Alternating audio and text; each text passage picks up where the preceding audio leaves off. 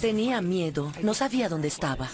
Perdida y desorientada, una multitud recorre un suburbio lleno de árboles. Hace solo unos minutos estaban a bordo de un vuelo con destino a Portland, Oregon. Sentí un gran impacto. Luego estaba afuera. No sé cómo llegué allí. Un hombre con una linterna venía por el pasillo. Dieron vueltas por 1 hora. ¿Fue una falla humana o mecánica? La grabadora de voz Bien, vamos. podría proporcionar la respuesta. Restablece ese interruptor. Me interesaba saber cómo un capitán experimentado pudo volar con el aeropuerto a la vista, con buen clima y no aterrizar a salvo. Declara emergencia.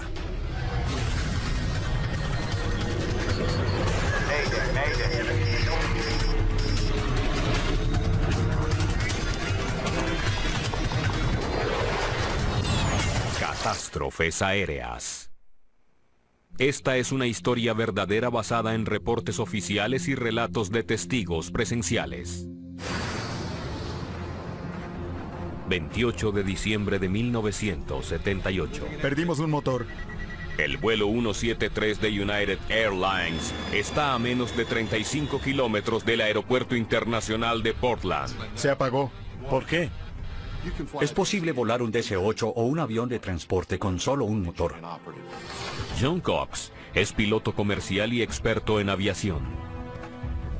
Los pilotos siempre que se sientan frente a un simulador entrenan en casos de pérdida de un motor. Está bien. Solo recuerda no preocuparte. El capitán Malburn McBroom, un veterano de la Segunda Guerra Mundial, es uno de los pilotos más experimentados de United Airlines. Su primer oficial, Rod Bibb, tiene más de 5.000 horas de vuelo. El primer oficial era nuevo en el avión. Había llegado hace 6 meses. Era un piloto con mucha experiencia, pero había volado otras aeronaves. El ingeniero de vuelo Forrest Mendenhall es el tercer miembro de la tripulación. Está bien. Su trabajo es supervisar los 3 motores que le quedan al DC-8. El vuelo comenzó en Nueva York y tenía escala en Denver. Han pasado 3 días después de Navidad. Un gran número de las 189 personas a bordo regresan de sus vacaciones. Amy Conner, de 17 años, regresa a su internado en el estado de Washington. Tomé el vuelo de Denver y todo parecía muy normal.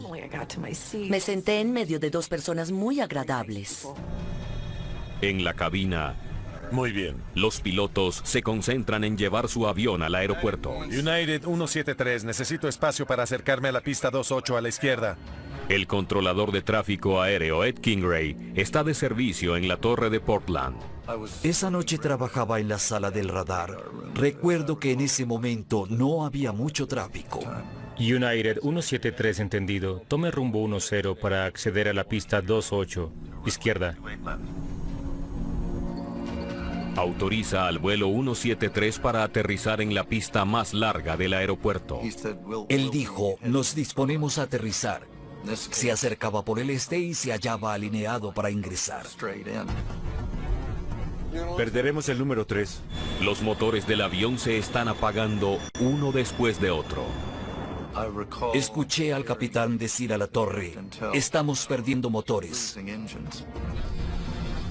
Con 2 motores fuera de servicio, el piloto ya no puede seguir volando. McBroom debe llevar el DC-8 al aeropuerto de inmediato.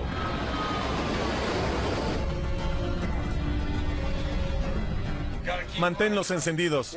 Sí, señor. El ingeniero se esfuerza por mantener los últimos 2 motores funcionando. ¿A qué distancia estamos? Ya le informo. Yo le respondí a 25 kilómetros del campo. Eso incluía el recorrido hasta la base y el giro para tomar la pista.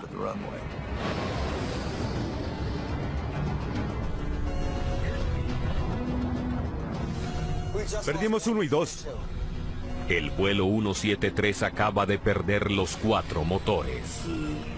Las luces de la cabina se apagaron. Para todos fue una señal de que algo andaba mal.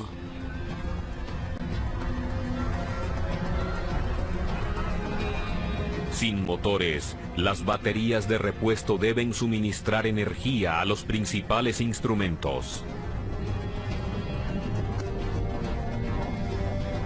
La gente gritaba. Sujétense. Puse la cabeza entre mis piernas. El avión de 100 toneladas pierde más de 1000 metros de altitud en un minuto. La pérdida de energía es catastrófica en un DC-8. A este ritmo deben tener la suerte de permanecer en el aire 90 segundos. Ahora el capitán McBroom hace un cálculo desastroso. No podemos. El aeropuerto está demasiado lejos. Nada que hacer. El avión cae rápidamente sobre una ciudad de 350,000 personas. McBroom debe hallar un lugar seguro para aterrizar el avión y tratar de salvar las vidas de todos a bordo. Aterrizar un avión de pasajeros fuera del aeropuerto es una situación que ningún piloto quiere enfrentar. Llevarlo a una zona poblada sería la última opción. Declara emergencia. United 173 Mayday. Se declararon en emergencia y en una forma que me pareció muy calmada. Pude oír la voz del piloto. Los motores se apagaron, estamos cayendo, no llegaremos. Perdimos potencia, caeremos. Los servicios de emergencia son informados de la situación. 173, van cayendo. Kingrey trata de averiguar en dónde van a caer. Vi que venían del sur y se notaba que se acercaba muy bajo. El DC-8 caerá sobre un vecindario densamente poblado. Y después no pude verlo. En ese momento esperaba lo peor. De repente, el capitán McBroom ve lo que ha estado buscando. Un área oscura más adelante. Parece un campo vacío. El lugar indicado para aterrizar es donde haya menos edificaciones, porque los 100,000 kilos de propulsión que lo impulsan a más de 200 kilómetros por hora pueden hacer mucho daño. Aterrizar la aeronave en esta estrecha franja de tierra es la mejor opción de McBroom. Pero a medida que se acerca se da cuenta de que no es un campo abierto. No podemos. Es una zona boscosa y se dirigen directamente hacia allá.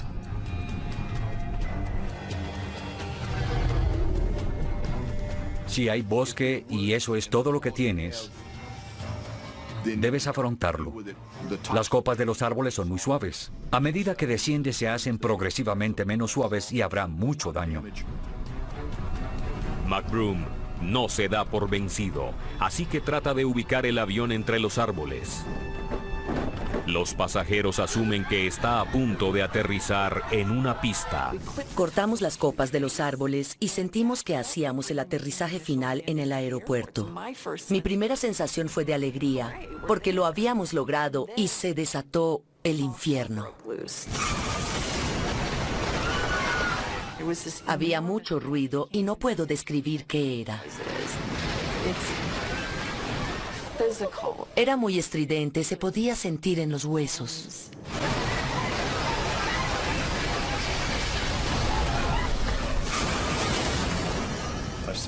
Vi el destello a lo lejos y supe que habían caído. El avión tala un camino de 500 metros de longitud entre los árboles.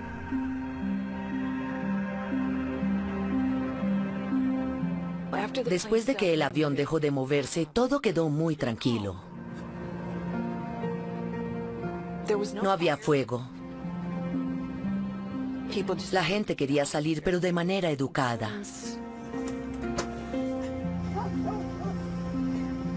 Nadie tenía prisa. Recuerdo haber visto gente con la misma expresión de incredulidad. ¿Dónde estamos? ¿Cómo llegamos hasta aquí? Increíblemente, el DC-8 se estrelló al aterrizar en medio de una gran ciudad norteamericana y ninguna persona en tierra resultó herida. La mayoría de los 189 pasajeros y tripulantes están vivos, incluyendo al capitán Malcolm McBroom. El capitán voló la aeronave y la mantuvo bajo control, y eso es positivo. Pero él no puede entender por qué el avión perdió potencia y se estrelló. Tenía miedo. No sabía dónde estaba. Solo tenía 17 años. También me di cuenta de que mis padres en Minnesota necesitaban saber de mí. Entré en una casa. Hola, les dije, necesito un teléfono. La reacción inicial de mis padres fue de asombro. Yo era una adolescente de 17 años, así que exageraron demasiado, pero después se enteraron de la terrible noticia en un programa de televisión. El avión se estrelló 9 kilómetros al sureste del aeropuerto en una zona residencial. 2 casas se vieron afectadas, una se derrumbó. Los equipos de rescate han trabajado toda la noche. Hasta ahora no se conoce el número exacto de muertes. Los equipos de noticias nos hallaron antes que los equipos de emergencia y así lo hicieron saber. Escuché un ruido, estábamos temblando y todos nos agachamos. Tuvimos un terrible accidente. Sentimos un gran impacto. Luego estaba fuera. No sé cómo llegué allí. Ante tal desastre sin precedentes, toda la industria aeronáutica necesita una respuesta. ¿Cómo puede un DC-8 estrellarse a 10 kilómetros del aeropuerto en una noche tranquila y despejada? La mañana después de la caída del vuelo 173 de United Airlines, los investigadores de la NTSB llegan a la escena. Uno de los miembros pertenece al equipo de factores humanos. Se trata de Alan Diel. Teníamos que hacer un registro de los escombros, tomar fotografías, realizar mediciones. Es muy importante. Para Diel, es evidente que este desastre pudo ser mucho peor. ¿Cómo perdieron los motores? El capitán McBroom se las arregló para aterrizar en una estrecha franja de bosque en el centro de Portland. Cuando vi lo cerca que quedó de varios complejos de apartamentos, supe que pudo ser uno de los peores desastres en la historia de la aviación. La cabina principal del vuelo 173 sobrevivió a la caída casi intacta, pero la nariz del avión quedó completamente destruida. Pude apreciar claramente cómo el frente del avión se abrió. No podía creer que alguien hubiera sobrevivido. 8 pasajeros y 2 miembros de la tripulación están muertos. El ingeniero de vuelo y una de las azafatas murieron.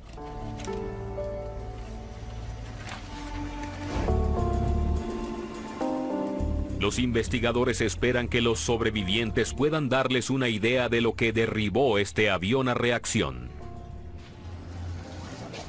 ¿Cuándo notó que algo estaba mal?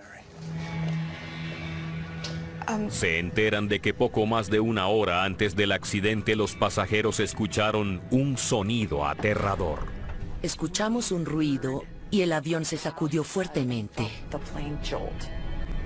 Se estremeció, fue una sensación desagradable. ¿Qué fue eso? Todos queríamos saber qué había sucedido. Ese era el tema de conversación. ¿Qué crees que fue? Solo podíamos especular. Un hombre con una linterna ingresó a nuestra cabina. Uno de los pilotos fue a la cabina de pasajeros. En ese momento me di cuenta de que algo andaba mal. ¿Puedo mirar por la ventana? Algo no funcionaba bien y no nos habían dicho nada al respecto. El hombre examinaba algo en la oscuridad. Todos queríamos saber qué sucedía. El capitán habló por los altavoces. Damas y caballeros, les habla su capitán. El capitán nos dijo que tenían problemas con el tren de aterrizaje. No estamos seguros de si funciona correctamente. Realizaremos verificaciones de rutina. Los capitanes se concentran en la seguridad de los pasajeros. Si el avión experimenta una anomalía, ¿cuál es el efecto sobre los pasajeros y la tripulación? ¿Hay que descender? ¿Qué debemos hacer para que todo el mundo acepte la anomalía de la manera más positiva posible? ¿Cómo reaccionó la tripulación? Nos prepararon para el aterrizaje. A los pasajeros les indicaron quitarse las joyas y guardar cualquier elemento que pudiera causar daño. Estaba muy claro que al capitán le preocupaba que el tren de aterrizaje colapsara al tocar tierra. Pero hay algo que no tiene mucho sentido para Diel. Un aterrizaje de emergencia en el aeropuerto se puede superar. Se dispone de todo el equipo para apagar el fuego, autos, bomberos, rescatistas. Pero fuera del aeropuerto la situación es completamente diferente. ¿Cómo pudo pasar esto? En el sitio del accidente del vuelo 173 de United Airlines, los investigadores recuperan las grabadoras de vuelo del avión. Una contiene los datos de vuelo, otra, las voces de la cabina de mando. Siempre he dicho que la grabadora de datos de vuelo indica lo que sucedió.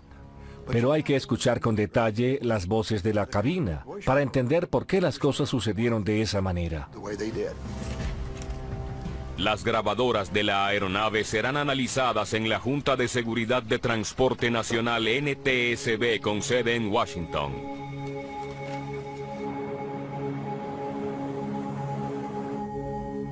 Uno de los testigos más importantes es Ed Kingrey, el controlador que dirigió el acercamiento de la aeronave. Los autoricé para que se aproximaran a la pista. Dijo que se quedaría conmigo, que tenía señales de un desperfecto y que no sabía si el tren de aterrizaje estaba funcionando. Negativo, nos quedaremos con usted. Tenemos un problema de engranajes. El vuelo 173 no quería tocar tierra. United 173, gire a la izquierda en dirección 100 y permanezca alerta. Kingrey le permitió al vuelo 173 dirigirse a la zona de espera al sur del aeropuerto, cerca de los suburbios de Portland. El capitán McBroom quería tiempo para solucionar el problema y quería darles a sus asistentes tiempo para preparar a los pasajeros para un aterrizaje de emergencia. Si tienes la oportunidad de preparar a las personas, las cosas pueden resultar mejor.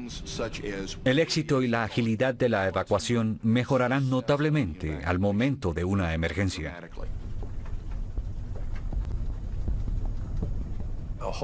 Un patrón de espera le ofrece su propio espacio aéreo para que haga lo que tenga que hacer. Después de eso no los escuché.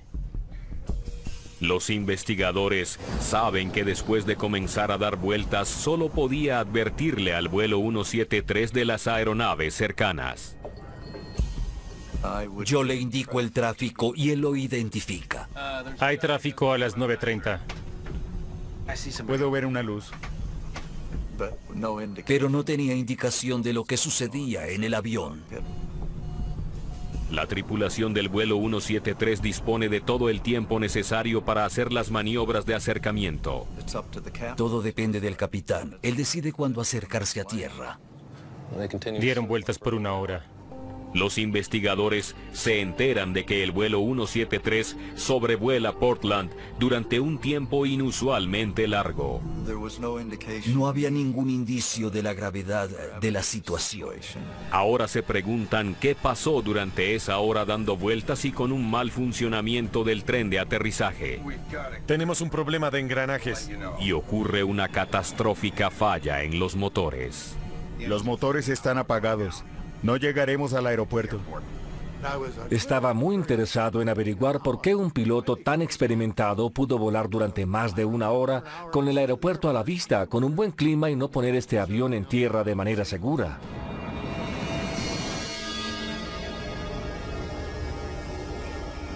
Los investigadores encuentran la falla en el tren de aterrizaje del avión.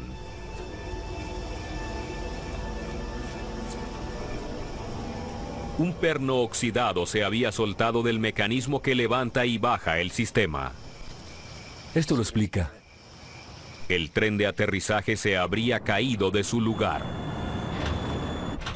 La caída libre del tren de aterrizaje sería muy evidente para todos en el avión. ¿Qué fue eso? Se percibiría un sonido muy fuerte y se sentiría como el tren de aterrizaje golpearía el fuselaje. El avión comenzaría a temblar. Nos enteramos de que debido a la corrosión el mecanismo había fallado y eso obligó al equipo a tratar de deshacerse de él. El descubrimiento explica el sonido inquietante escuchado en la cabina una hora antes del accidente, pero no explica por qué el DC-8 perdió potencia en sus motores al volar alrededor de Portland.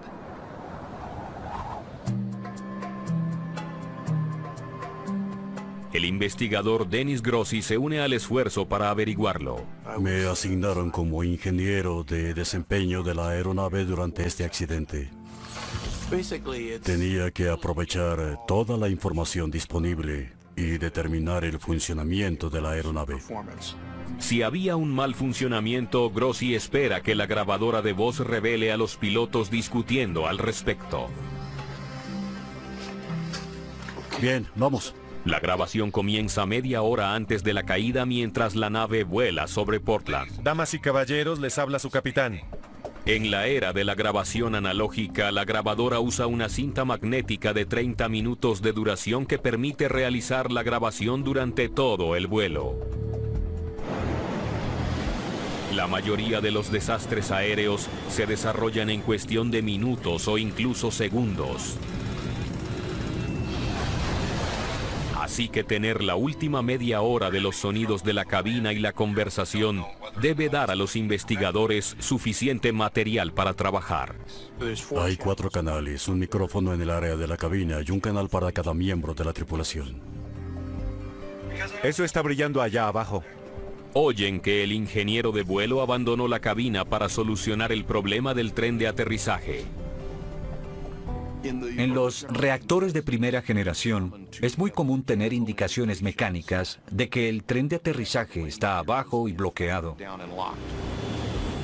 Cuando el tren de aterrizaje está abajo, una especie de varilla aparece en el ala, proporcionando una confirmación visual de que el equipo está en su lugar.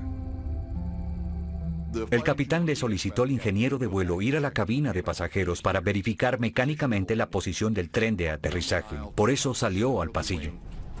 ¿Puedo mirar por la ventana?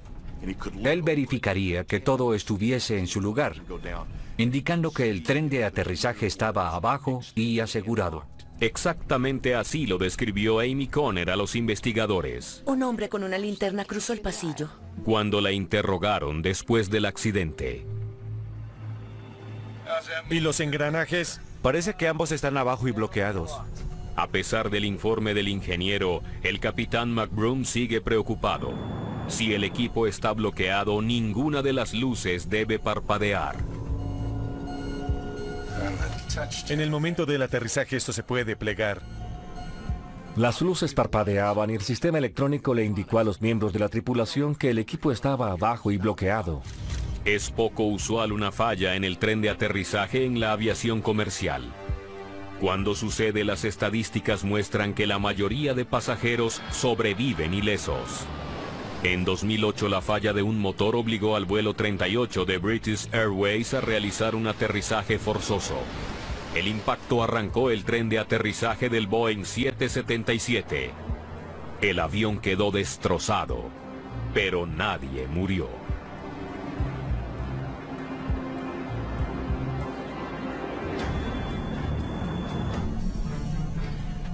Hay indicios de que lo perdimos. La alarma del equipo acaba de sonar. Bien, así es. Bien. Cuando vemos estos problemas, una luz deja de encenderse o alguna pieza menor de los circuitos falla.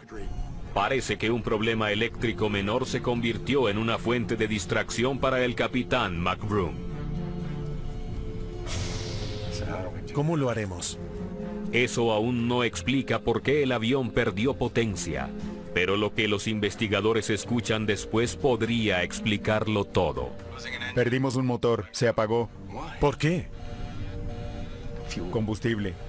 La respuesta del primer oficial es escalofriante. Después de casi una hora sobrevolando en espera, el vuelo 173 se quedó sin combustible.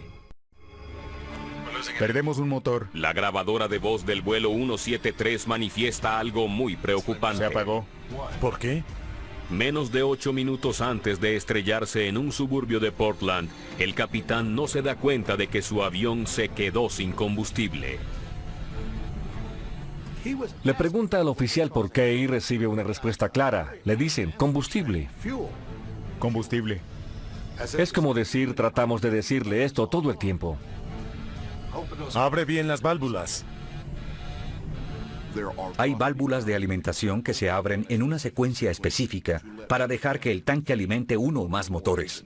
Y el trabajo del ingeniero de vuelo en el caso de un DC-8 es saber cómo hacerlo. Pero la tripulación no puede ponerse de acuerdo sobre cuánto combustible queda. Muestra 1000 o más. No lo creo. Una cosa es segura. No es suficiente para mantener los motores en marcha. Perdimos un motor.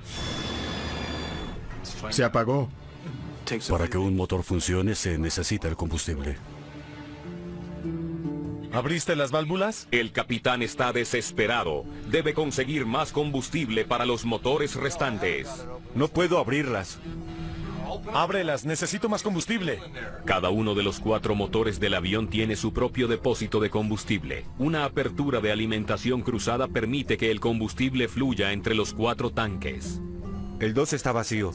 La maniobra no funciona. Perderemos el 3. Uno por uno, la falta de combustible apaga todos los motores, dejando al DC-8 sin potencia. Declara emergencia. No había combustible.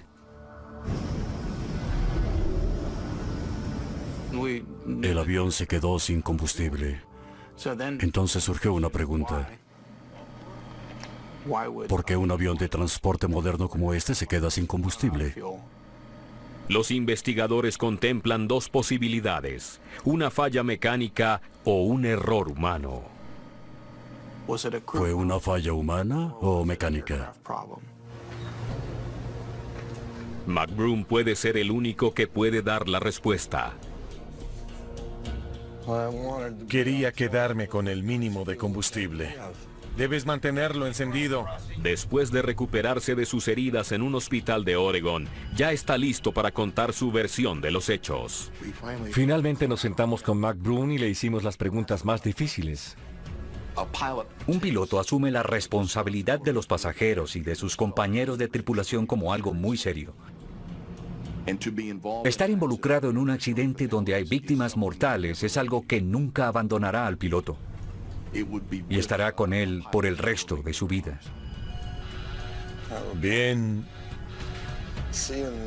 Recuerdo que vi las luces de los motores 1 y 2, pero sabía que quedaba combustible. Estaba convencido que de alguna manera el combustible se había filtrado de los tanques o el consumo era muy alto y los medidores estaban equivocados. Muestra 1000 o más. No lo creo. Mientras tanto, en Washington, Dennis Grossi profundiza en la búsqueda de una causa mecánica. Estudia el plan de vuelo del 173. Calcula la cantidad de combustible que pudo haber quemado el DC-8.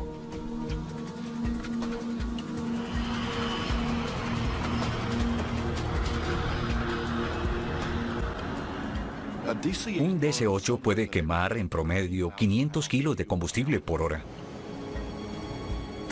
¿Este avión quemó el combustible más rápido de lo normal? Si los datos revelan discrepancia, podría significar que el capitán tenía razón. Los motores quemaban mucho combustible. Seguramente los motores estaban quemando más combustible de lo normal. O quizá existió otra anomalía. El análisis no muestra ningún problema. El vuelo 173 despegó con el combustible suficiente para llegar a Portland y lo estaba consumiendo a un ritmo normal. El consumo de combustible es completamente normal. La conclusión es que el rendimiento de la aeronave era normal y que no hubo anomalías en la cantidad de combustible consumido. Hay poco combustible. Los investigadores tienen una pregunta muy inquietante. ¿Cómo puede un equipo experimentado perder la noción de la cantidad de combustible que tienen a bordo y se quedan sin él estando cerca del aeropuerto? Grossi considera la posibilidad de que los indicadores de combustible del avión no funcionen bien. Estudia la grabación de voz y se centra en el debate de la tripulación acerca de los niveles de combustible. El nivel de combustible no es una de las mediciones más precisas. Por eso, para un estudio de rendimiento, es importante relacionar la cantidad de combustible que contenía la aeronave con lo que indica el equipo. ¿Cuánto combustible hay? Si los indicadores no funcionaban correctamente, 5,000. esto podría explicar por qué la tripulación dejó caer los niveles de combustible tan bajo. Mencionaron que tenían 5,000 libras de combustible. Al hacer coincidir la hora en la transcripción con la tabla de consumo de combustible, Grossi puede determinar si los medidores funcionaban correctamente. Al tomar los datos y aplicar un factor de tiempo, se puede calcular la cantidad de combustible que debían tener. Escucha que el ingeniero de vuelo 5,000. hizo la lectura y era correcta. 5,000. Eso es correcto. No había nada malo con los indicadores. Él dice que tienen 5,000 libras. Y eso es coherente con lo que muestra el estudio de consumo de combustible. Los investigadores están convencidos de que el sistema de combustible del vuelo 173 funcionaba exactamente como debía. Hay poco combustible. 35 minutos después de que el capitán puso su avión en sobrevuelo de espera, una luz de advertencia le indica al ingeniero de vuelo que el combustible ha descendido peligrosamente. Correcto, las bombas de alimentación comienzan a parpadear. Las luces de la bomba de combustible se encendieron porque succionaban aire. Ya no había combustible en los tanques. El avión debió ser llevado al aeropuerto. Pero el capitán McBroom no está listo para aterrizar. Estar en un avión con poco combustible es algo que un piloto nunca quiere afrontar. Es muy incómodo estar en esa situación. Su reacción es desconcertante. Imagino que tenemos otros 15 minutos. El ingeniero de vuelo dijo, capitán, 15 minutos. El combustible no alcanzará para más. No es suficiente. 15 minutos es demasiado para el combustible que nos queda. Esa fue su única declaración al capitán de que las cosas no estaban bien. El capitán quiere más tiempo para prepararse para el aterrizaje de emergencia. Vamos a aterrizar. Avísenle a los pasajeros. Informen a los bomberos. En lugar de ir directamente a la pista, da una última vuelta sobre Portland. Solo pensé, ¿por qué no se dirige al aeropuerto de inmediato?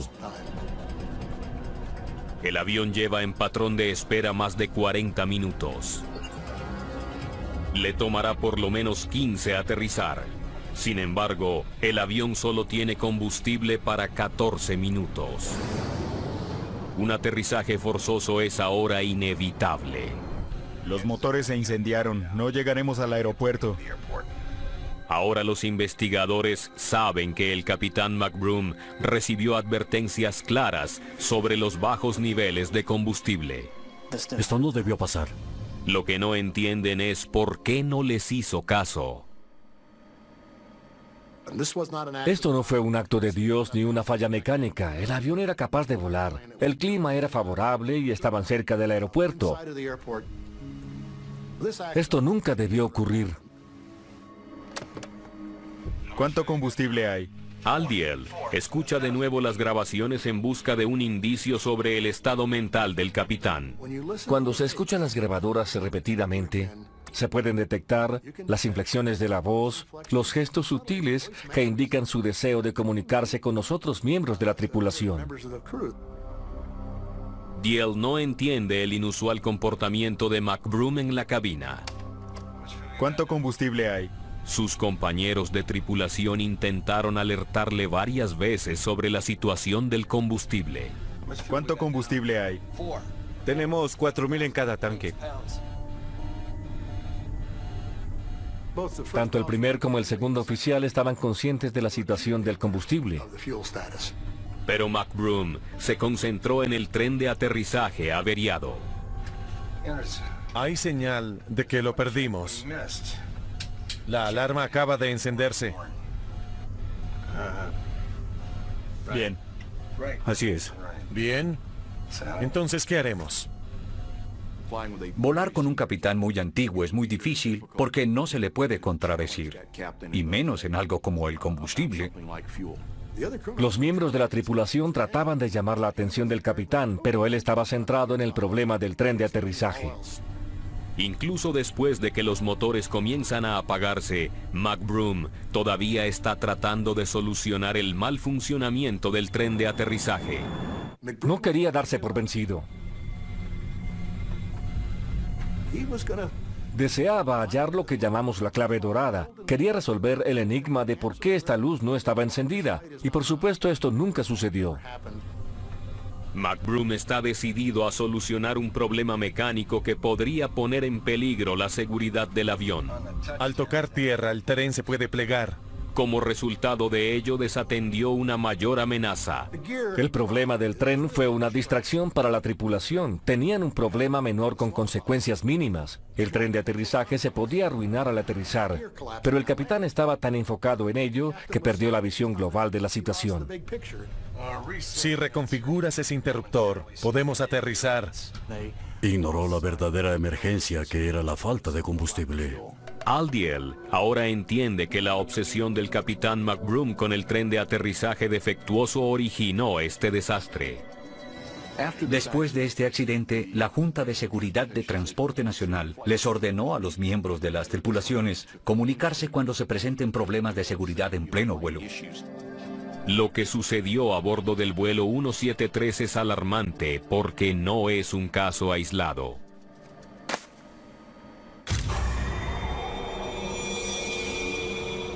Apenas un año antes, otro DC-8 se estrelló en circunstancias casi idénticas. Una tripulación de United con la misma clase de avión y una falla sencilla entró en compás de espera en la noche. Se distrajo solucionando un problema en el tren de aterrizaje y colisionaron con una montaña. Hubo una serie de accidentes mortales durante la década de 1970 que involucraban una falta de comunicación. La lista incluye el vuelo 401 de Eastern Airlines y un Lockheed L-1011 con destino a Miami. Aquí también tenían un problema de engranaje. Se estrellaron en los Everglades y murieron más de 100 personas.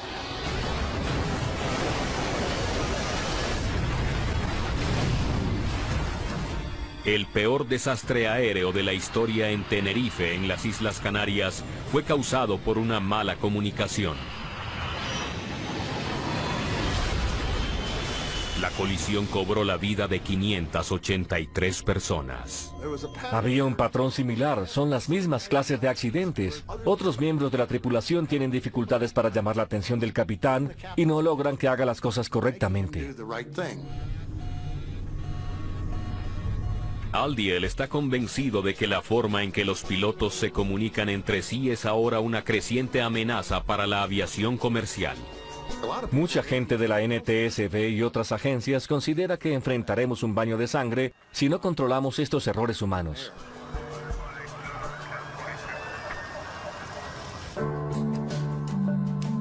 Sus esperanzas se basan en un programa piloto de entrenamiento desarrollado por la NASA que podría ayudar a resolver el problema cada vez mayor en la cabina de mando.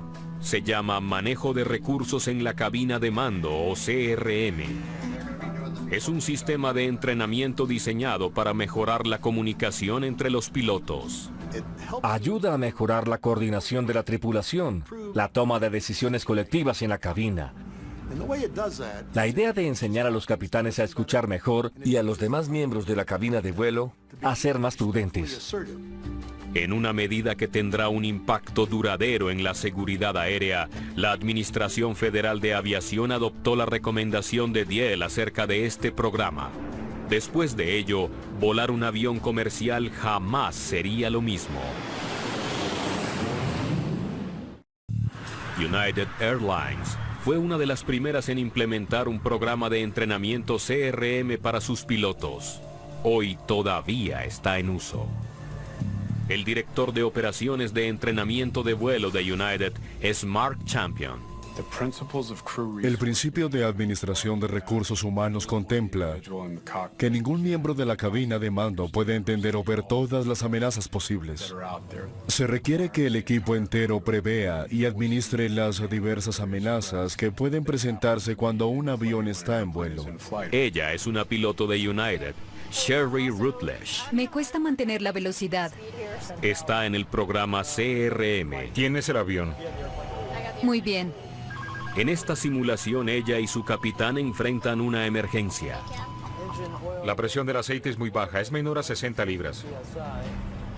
Un problema mecánico los obligó a apagar 2 motores. Apaga el motor 1. Pon el motor en modo de encendido.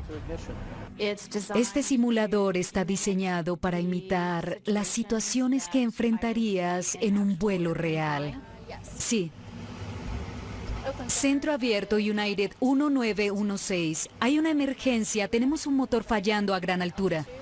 Hay amenazas específicas que un equipo debe enfrentar, poder comunicarse, planificar y tomar decisiones para un resultado seguro.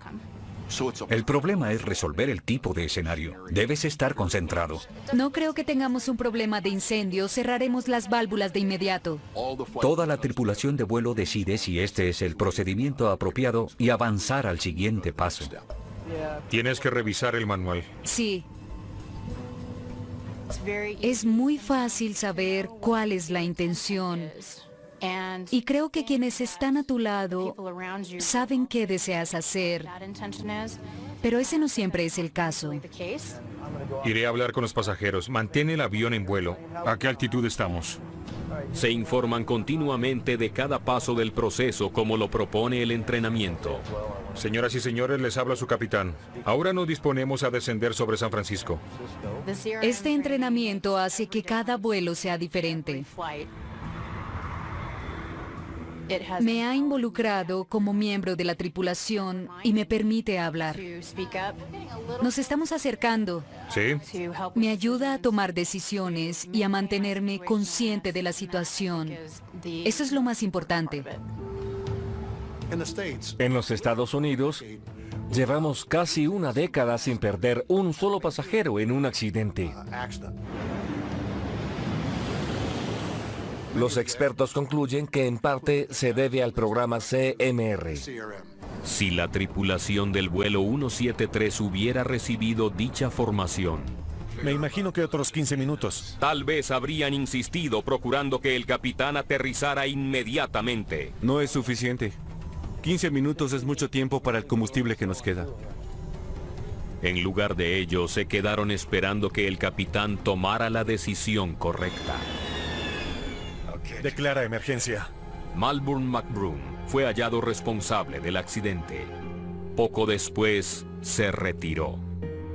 La pasajera Amy Connor conoció al capitán McBroom en 1998, 6 años antes de su muerte.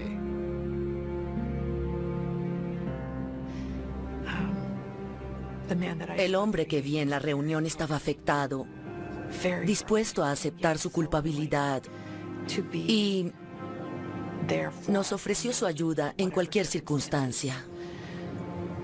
Fue todo. Vamos a aterrizar. Avisen a los pasajeros. Si hubiese tenido algún resentimiento hacia él antes de la reunión, desapareció después de conocerlo.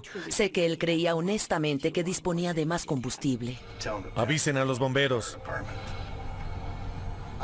Un error del piloto no es una respuesta. Es un síntoma de que existe un problema. Hay que recordar no preocuparse. McBroom controlaba la cabina de acuerdo con la cultura de su época. Este accidente debía esperarse.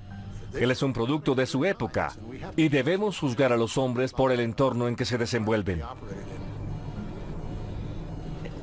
Nadie hace eso a propósito. No lo haremos. Estaba devastado, perdió su licencia, perdió a su familia y el resto de su vida fue un fracaso.